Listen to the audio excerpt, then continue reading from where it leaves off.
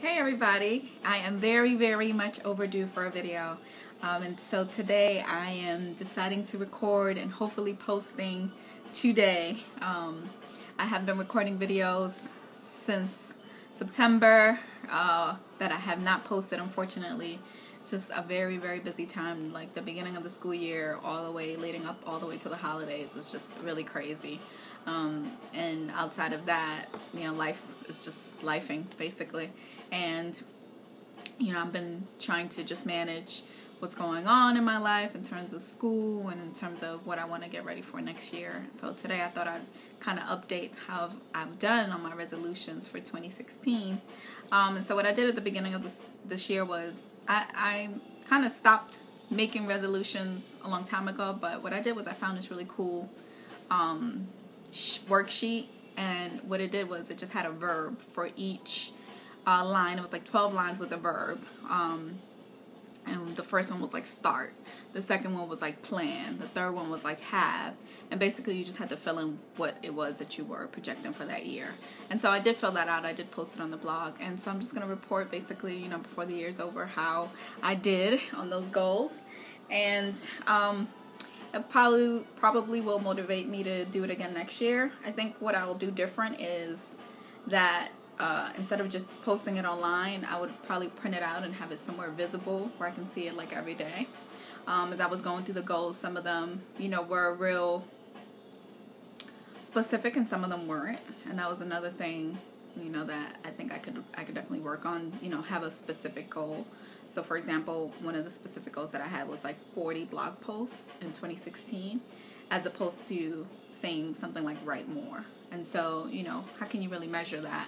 Because it's subjective, basically. One of my non-specific goals was something like have money in the bank. Okay, I got some money in the bank, but is it as much money as I would have liked to have saved? If I would have said, have maybe $300 of savings by the end of the year, that might have been a little bit more measurable than just have money in the bank. So I'm just going to go through the list briefly and, tell you how I did on each one. The first goal that I have says start writing the pages of my book. Unfortunately, I did not make very good progress on this, and that's mostly because I'm not exactly sure what my book is supposed to be about. And that's, I guess, the discovery period of that. A lot of it has to do with me thinking like I've already kind of started by way of blogging. Although I'm not exactly sure that I'm writing about myself in this book. I think that it will be memoir inspired, just because that's just what I prefer to write.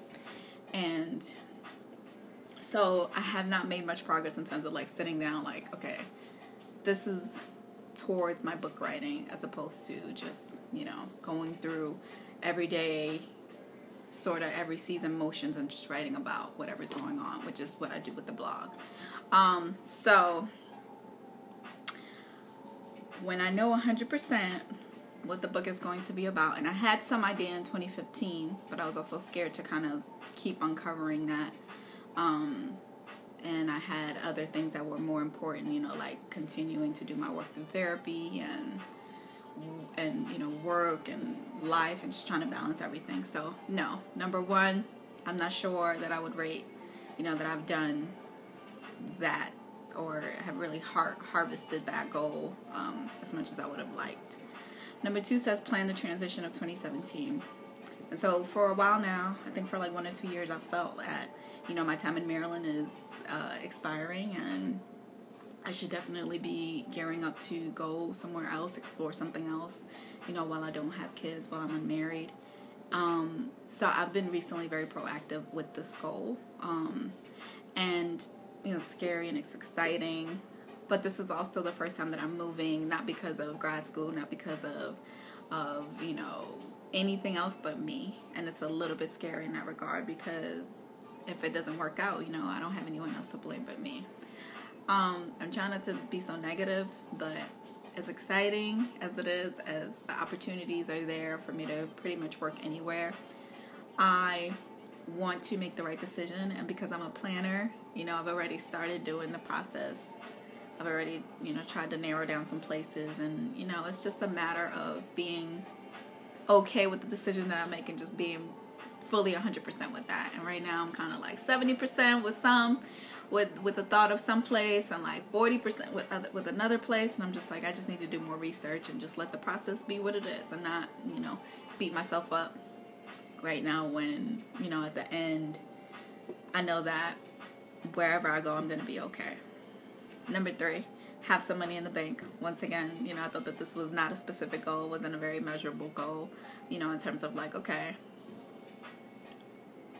saving money and having a nice nest egg in terms of a dollar amount, would have been nice. And I know that the year is not over, but the way it's looking right now, I'm not sure how much savings I'll have at the end of the year. But I probably should have put a dollar amount on this goal.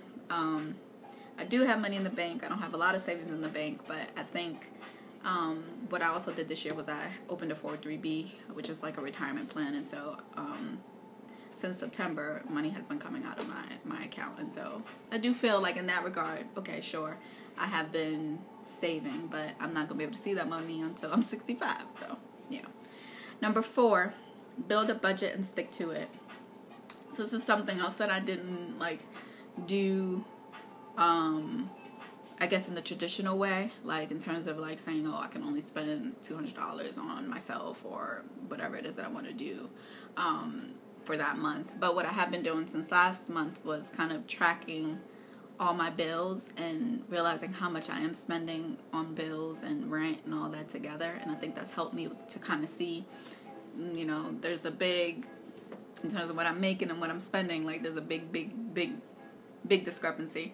And that's allowed me to feel a little suffocated where I currently am. So,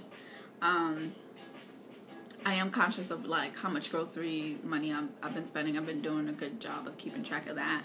And I think when you see those numbers, it's kind of like, oh, you knew you were spending money on takeout, but you didn't know it was $250 a month, because that makes a difference. It makes you go, oh, man, I need to do something about that. So in terms of groceries, like me spending $200 a month to feed me, my own mouth, one mouth, I think that's excessive. So, what am I going to do to kind of change that? Either I'm, putting a cap on what I spend every time I go to the supermarket every week, or maybe not go every week, maybe try to buy, as much as possible to last me for 2 weeks. There's a lot of different things, that can happen outside of, in terms of being aware of what you're spending and then what you can do to curb those habits. Number 5, write 40 blog posts. So I haven't checked the official number of blog posts that I've written. I'm sure it's nowhere near close to 40. I want to say hopefully I've gotten to even 20, because I think I've been, some months have been radio silence. I feel like August might have been radio silence. I'm not sure about September, possibly. In October, I think I've already posted like 2 times, with this one being the 3rd post. But yeah, 40 blog posts was very ambitious. I, like I said, have been living life, which is not really an excuse for not writing, but for the most part, I'm okay with not reaching that goal, because I know that there's some really, really good stuff that's coming in the future. But right now, I'm still working through it. So, read at least 10 books. I think I'm at 5 or 6 books this year. Also didn't reach that goal. I have been trying to read a book now for like 2 or 3 months, and I think the problem is like just not being consistent with it, just not having the time, or being way too tired, or being lazy, or whatever it is. And although I may be interested in it, it's just like, in reality, by the end of my week, I'm not really thinking about reading anything. I'm thinking about, sitting in front of the TV and drinking wine and cooking and relaxing. So I'm almost at the 10-minute mark. I'm going to start wrapping this up real quick. I have 4 more. Make my gym time non-negotiable. So I'm really, really proud that my gym time has been pretty consistent throughout the year. I haven't felt like I'm just spending money at the gym for no reason. Like, I take Zumba classes pretty consistently, at least once or twice a week. I was doing a West African dance form, but I stopped doing that because the schedule changed. So I'm really happy to report on that goal. Number 8, do less worrying, have more faith. This is another sort of like subjective goal, not really measurable, but I need to remember to tap into this a little bit more often, because even when it comes to transitioning, even when it comes to a new job, a new place, going somewhere where I don't know anybody, like, I trust and believe, that even if I don't like a place, I can still, adapt and do what I need to do for that time that I'm there. And if I don't like it, I can always come back, or go, or seek the next place to go. So I just need to have more faith that, it's going to be okay no matter what. Volunteer more definitely didn't happen, but hey, there's still Thanksgiving. Visit a place I've never been. So recently I went on a hike, and it was at Great Falls Park, which is Maryland and Virginia. It's, the park spreads, the acres spread over two states. It was beautiful. I'm going to post some pictures soon. I really enjoyed myself. It was someplace I'd never been, doing something that I normally don't like doing, but I had a great time. Learn how to drive stick shift. That did not happen. There was no car to learn on. 12 was eat indiscriminately, and that's another goal that, I never have a problem with. I'm not the type of person who wants to limit their diet or always be restricted in terms of what I eat. I don't eat pork. I do like bacon, but I don't eat pork like in terms of ham or those kind of dishes during the holidays. And I've recently stopped my intake of red meat again. So outside of that, I pretty much eat whatever I want to. Especially when I'm emotional. I'm a very big emotional eater. It's not necessarily the best way to cope, but it's what works for me right now. So let me know what you think about how you've done with your New Year's resolutions for 2016. How did the year end up for you? Did you reach some goals? Did you not make any progress on some goals? And do you think that, this is a good way to kind of stay on track for the goals that you want to accomplish in life? All right, guys, 12 minutes, and I'm going to say peace out. Thanks for listening. I'll check you guys later. Bye.